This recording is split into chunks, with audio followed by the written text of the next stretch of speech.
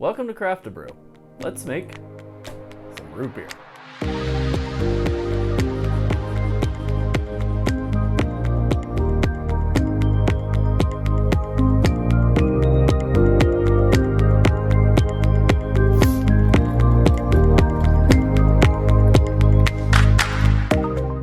We're going to be using the Make Your Own Root Beer Kit in this video, and unlike some root beer kits, this one is from scratch. A lot of root beer kits, you're going to have an extract or a flavoring to make your root beer, and it's essentially just mixing a few things together.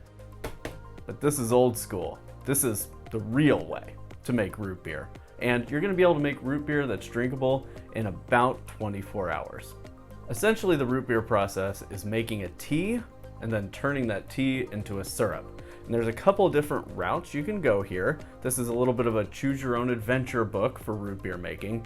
After making the syrup, you can add it to store-bought sparkling water for an instant root beer experience, or you can add it to some filtered water, pitch in a little bit of wine yeast, and naturally carbonate it in the bottle. And that's the route we're going to be going today. We're going to use a couple of emptied, cleaned 2-liter bottles, and we're going to naturally carbonate the root beer. And at my ambient temperature here in the mid-70s, it's only going to take about 12 hours to carbonate up, and another 12 hours later, it'll be ready to drink. So quickly, let's take a look at what's in the box. First up, we've got our bottling kit. That comes with that wine yeast and a couple of special made caps for your 2-liter bottles that will help you safely carbonate up your root beer. Next, we have maltodextrin. This is a non-fermentable sweetener that adds a little bit of sweetness, but what we're really using this for is to add body and mouthfeel. It gives a nice round creaminess to your root beer, characteristic of some of the best root beers in the world. Next up, we have Demerara sugar. This is a minimally processed raw sugar cane, and it's obviously going to provide the sweetness for our root beer, but for natural carbonation, it's also going to provide some fermentable sugars for the yeast to work on, so that way they can create the CO2 that carbonates our root beer. Bottling funnel, steeping bag for our botanicals. The botanicals themselves, this is what makes your root beer taste like root beer. And of course, the instruction booklet. Now again, this is a little bit of a choose your own adventure book of root beer making because there's a couple different routes you can go when making your syrup. One of which involves caramelizing part of your sugars so you get a little bit more of a rich flavor, but also a nice dark color in your root beer. That's kind of an advanced step. We're gonna mix it up the basic way today. And so that starts with boiling 32 ounces of water. So we're gonna bring some water up to boil in this Dutch oven, and while that's coming up to boil, we'll get the botanicals into the steeping bag, and as soon as that hits a boil, we'll cut the heat, add the steeping bag, and start steeping our botanicals. So, first up, let's measure out that 1 quart of filtered water.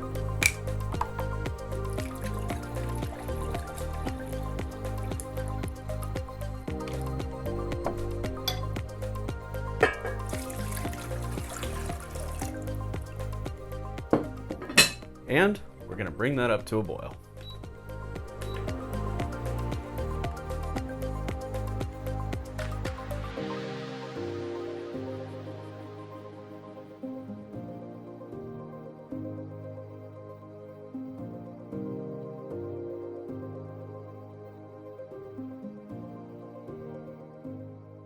You're going to put a knot in the steeping bag because this is going right in the compost after.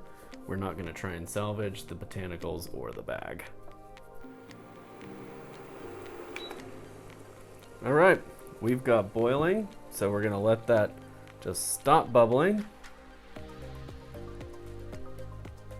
and drop in our steeping bag. Then with a clean spoon, we're just going to press that down to make sure that the botanicals are completely soaked with that hot liquid so we can steep our tea.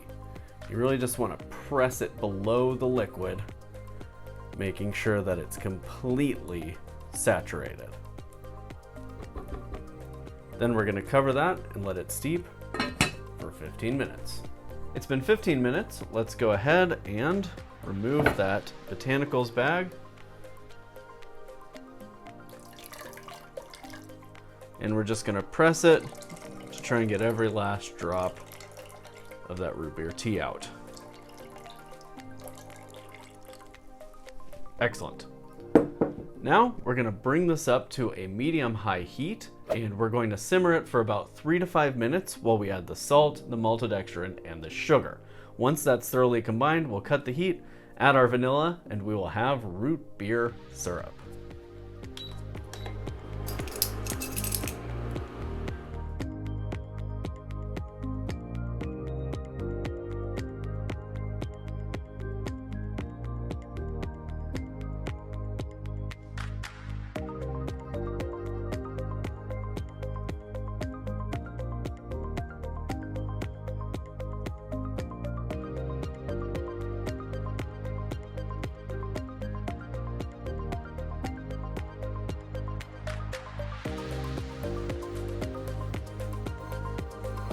While stirring, you may need to break up some of the maltodextrin clumps. You can just kind of press them against the side of your Dutch oven or your cook pot and just kind of mash them into the side until they dissolve.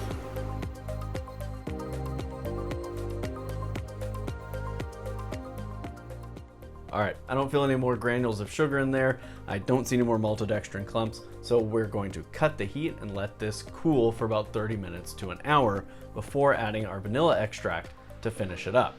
And then once it's a little bit cooler, we'll be able to add it to those plastic 2-liter bottles and get it carbonated. It smells really good. Ooh, fogged up my glasses. Okay, we'll be back in 30 minutes. We are cooled down. It's time to add our tablespoon of vanilla extract. I feel like all the best root beers have a nice, rich vanilla note in there. Ours will be no exception.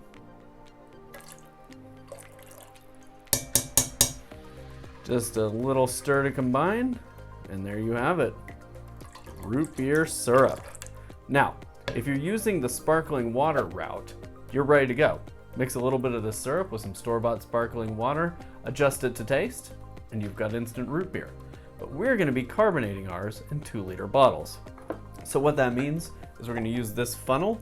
We're gonna evenly split the syrup between these bottles, and then we're gonna add some filtered water and some yeast and get this carbonated. So we'll start by moving our root beer syrup into our 2-liter bottles.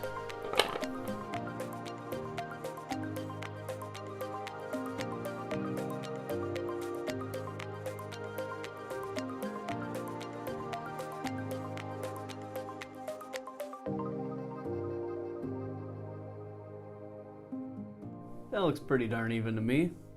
Now we'll fill these up with cool filtered water, and we're gonna fill them up to about 3 inches or so below the top of the bottle.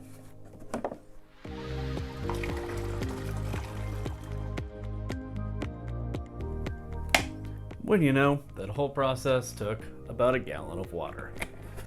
In order to carbonate these naturally, we're gonna need some yeast. The yeast will eat on the sugars that are in here and create CO2. The CO2 being trapped inside the bottle will suspend itself inside the liquid, thus carbonating our root beer. And that whole process takes under 24 hours typically, usually around 12 hours. So we're gonna add a 1/4 teaspoon of yeast to each of these bottles. You will have a little bit of yeast left over. You can use it for any recipe that yeast is required, bread, cider, anything like that, or you can simply throw it out.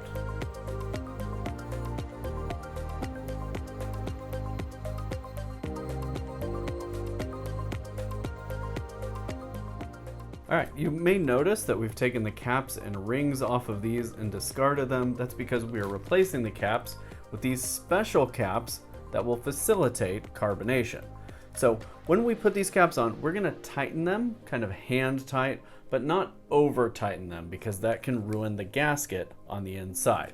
Before we tighten them, we're gonna press out a bunch of the air, so that way there's a little bit of room for the CO2 to expand the bottle.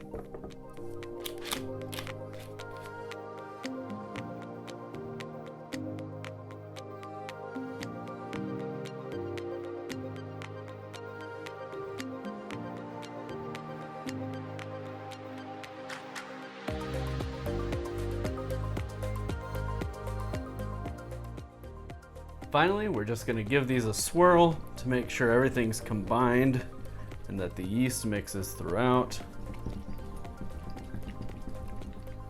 And then that's it. You've made root beer. Now, we're gonna let these sit for about 12 hours and we're gonna fill the bottles at about 12 hours. What you're looking for is for these bottles to firm up just like a store-bought bottle of root beer. So these are gonna expand out, they're gonna get really firm.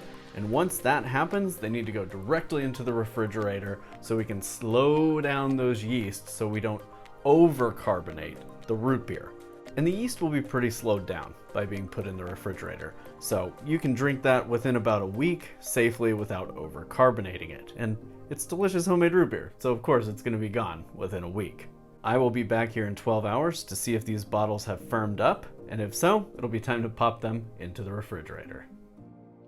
We are just a bit past 12 hours here, and as you can see, these bottles have really firmed up. So carbonation has happened. You can tell that there's some fermentation going on because there's a nice little layer of foam on the inside of these bottles. So these are ready to go into the refrigerator to condition.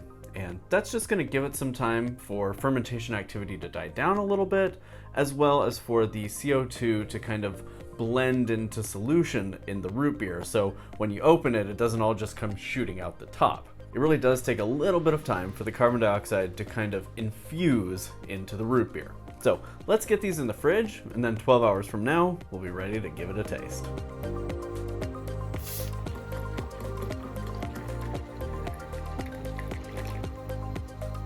Congratulations, you've made root beer. It's just how root beer should be. It's rich, full of vanilla and herbal flavor, nice punch of wintergreen and licorice. It really just hangs around on your mouth. Super refreshing, really, really nice. You should hang around the channel, hit that subscribe button down there and like this video if you found it helpful. We'll be back with plenty more tips, tricks, and how-tos in the homebrewing world. Until next time, happy brewing.